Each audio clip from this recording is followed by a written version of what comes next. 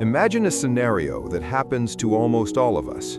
You are standing in a public place, or perhaps you are sitting in a meeting room. Someone looks you in the eye and insults you. They criticize your work, they mock your appearance, or they outright disrespect you in front of others. What happens next? Biologically, your heart rate spikes, your hands might shake, a flush of heat rises to your face. The instinct is immediate and violent. You want to fight back, you want to defend your honor, you want to hurt them the way they hurt you. This is the human reaction. It is natural, but it is also a trap. Because the moment you react, the moment you let their words dictate your emotional state, you have handed them the keys to your mind. You have become their puppet. But what if there was another way? What if I told you that you could become untouchable? What if you could reach a state of mind where no word, no action, and no insult could shake your foundation? It sounds impossible, like a superpower, but the Stoics, men like Marcus Aurelius, who ruled an empire, and Epictetus, who lived as a slave, mastered this thousands of years ago. They viewed anger not as strength, but as weakness. Today, we're going to break down exactly how to train your mind to never get angry or bothered by anyone again. If you're ready to build a fortress around your peace, let's begin. The first step to becoming unbothered is to understand the nature of an insult. We tend to think that an insult is like an arrow. If it is shot at us, it physically hurts us. But Seneca, the great Stoic statesman, offered a different perspective. He said, "We suffer more in imagination than in reality." Think about the last time you were angry. Was it the event that made you angry, or was it your judgment of the event? If someone speaks a word in a language you don't understand, and that word is an insult, you feel nothing. You might even smile. Why? Because you didn't attach a meaning to it. The sound was the same, the intent was the same, but your perception was different. This proves that the pain of an insult does not come from the other person, it comes from your agreement with them. To master this, you must learn the reframing technique. The next time someone says something offensive, pause. Do not react immediately. Instead, ask yourself a simple question. Is this statement true? If it is true, then it is not an insult, it is feedback. You should accept it and improve. If it is false, then the person speaking is mistaken, like a man who points at the sky and calls it green. You don't get angry at a blind man for not seeing the path, you feel pity. More often than not, people's negativity is a projection of their own internal war. When someone is rude, selfish, or critical, they are showing you the state of their own soul. It has nothing to do with you. Practice seeing insults as mere noise, like the barking of a dog or the sound of traffic, meaningless words that have no real impact on your character. When you say to yourself, "This is their problem, not mine," the anger dissolves because you have refused to accept the gift of their poison. The second principle is the foundation of all Stoic philosophy, the dichotomy of control. Epictetus was born a slave. He had a master who was cruel. Legend says his master once twisted Epictetus's leg to torture him. Epictetus calmly warned him, "If you keep twisting, it will break." The master kept twisting, and the leg broke. Epictetus didn't scream, he didn't rage. He simply looked at him and said, "I told you it would break." How is that level of composure possible? It is possible because Epictetus understood that there are things within our control and things outside of our control. What is outside your control? The weather, the economy, your reputation, and most importantly, other people. You cannot control what they think. You cannot control what they say.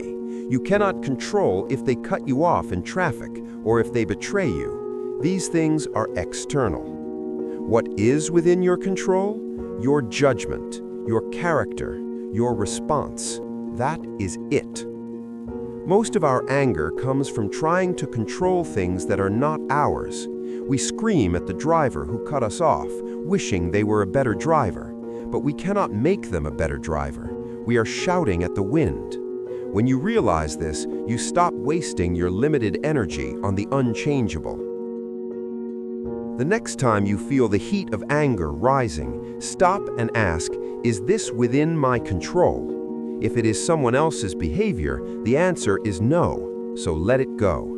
Visualize yourself holding a heavy stone that represents their actions, and simply open your hand. Let it drop. Focus only on your own peace of mind, because that is the only kingdom you truly rule. Number 3 is a technique that might sound pessimistic to the modern ear, but it is actually the secret to invincibility. It is called premeditatio malorum, the negative visualization. Why do we get angry? Usually it is because we are surprised. We expect the waiter to be polite, and he is rude. We expect the traffic to be light, and it is heavy. We expect our partner to understand us, and they don't. The gap between our expectation and reality creates the friction of anger. The Stoics removed the surprise. Marcus Aurelius, the emperor of Rome, started every single morning with a specific ritual. He didn't tell himself, "Today will be a great day." He wrote in his journal, "Today I will encounter people who are selfish, rude, arrogant, dishonest, and jealous." He didn't do this to be depressed. He did it so that when he met a rude person at 10 a.m., he wasn't shocked. He could say to himself, "Ah, here is the rude person I expected. I am prepared for this." If you prepare your mind for potential insults and disrespect before they happen, they lose their sting. It is like putting on armor before walking into a battle. The arrows simply bounce off. Try this tomorrow morning. Take 30 seconds while you drink your coffee. Remind yourself, the world is full of confused, hurting people. Today, someone might disrespect me. If they do, I will not be caught off guard. I will not let it disturb my peace. When you expect the storm, you don't panic when it starts to rain. The 4th rule is about your external reaction. Respond with indifference. Nothing, and I mean nothing, frustrates an angry person more than someone who refuses to get angry back. When someone tries to provoke you, they are looking for a reaction. They want to drag you down into the mud with them because they are miserable, and misery loves company. They need your validation to feel powerful. Imagine anger as a fire.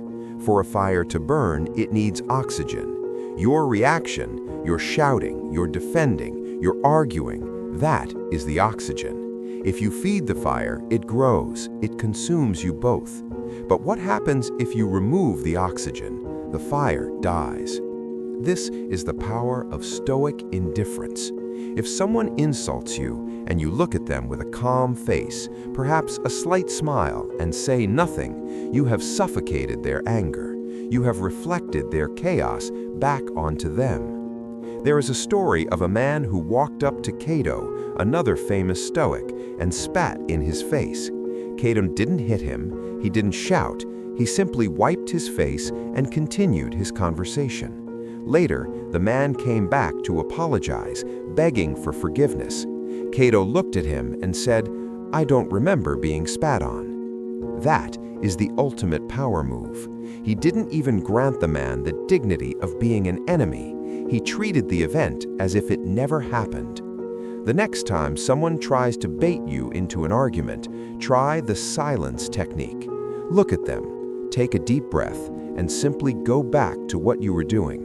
By denying them a reaction, you keep your power and you prove that you are the master of the situation. The final rule is that this is not a one-time fix, it is a lifestyle. Number 5 is strengthen your mind through daily discipline. Stoicism is not a philosophy you read, it is a philosophy you do. You cannot expect to lift 300 pounds if you have never been to the gym. Similarly, you cannot expect to remain calm in a crisis if you haven't trained your mind in the quiet moments. If you want to be truly unshakable, you need to train daily. This involves meditation to learn how to observe your thoughts without attaching to them. It involves solitude, learning to be comfortable with yourself. And most importantly, it involves journaling. Seneca reviewed his day every single night. He would ask himself, what bad habit did I cure today? Where did I lose my temper? How can I be better tomorrow? This self-reflection is critical. Start journaling every night. Write down the moment you felt anger creeping in today. Be honest with yourself. Did you snap at your spouse? Did you get annoyed at an email? Why? What triggered it? When you study your own triggers, you become self-aware. And the more self-aware you become, the harder it is for others to push your buttons. You begin to see the anger coming from a mile away, and you can step out of its path. Treat your mind like a muscle. Train it every day, and eventually, composure will not be a choice, it will be your default state. The secret to never getting angry or bothered by anyone does not lie in changing the people around you. You cannot fix the world. There will always be rude people. There will always be injustice. There will always be traffic. The secret lies in your ability to control your perception. It lies in the fortress you build within your own mind. When you focus on what you can change, when you refuse to accept the gift of insults, and when you prepare yourself for the reality of human behavior, you become free. Remember, no one has power over you unless you give it to them. Your peace is your property. Do not hand it over cheaply. Now, I have a challenge for you. This is where the philosophy becomes practical. For the next 7 days, I want you to play a game.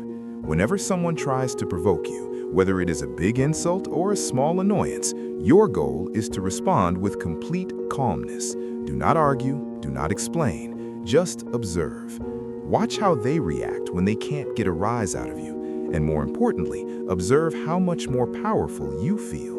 Then, come back to this video and tell me in the comments how it felt to be untouchable. If you are ready to master your mind, subscribe to the channel. Let's continue this journey toward an unshakable life together. I will see you in the next video.